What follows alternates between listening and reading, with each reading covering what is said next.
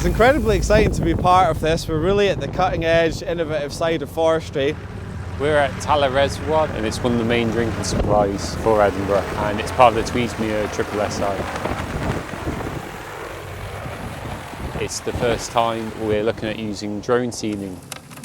We're pelletizing the seeds using a natural compound of sawdust and binding agents, which help to make the seeds projectile down to the ground and hit the vegetation up there on the hill. And that allows us to be more targeted with the application, but also to get through some of the thick vegetation on site.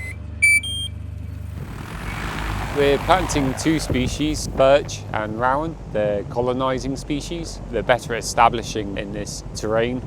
The site was already fenced, so the livestock has been off it for 10 years. It's deer fence, so the deer should be kept off it as well. So in terms of browsing, herbivore pressure, we've removed that off the site so that when these seeds germinate, it'll only be competing with the climate, the elevation, and not having that herbivore pressure.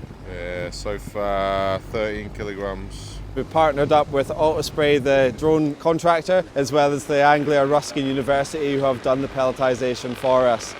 It's very steep, so it goes up to 500-600 metres very quickly. The idea behind the drone seeding is to get to inaccessible places. We're working very closely with Nature Scott to make sure we're also protecting the existing uplands, open habitats, which are just as important for biodiversity as woodland.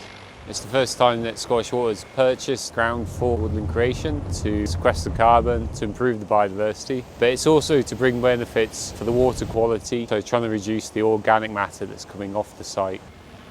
A major aspect of our trial is testing new technology to see if we can open up new areas of planting and help Scottish Water achieve their net zero ambitions, but this will hopefully open the door to new areas.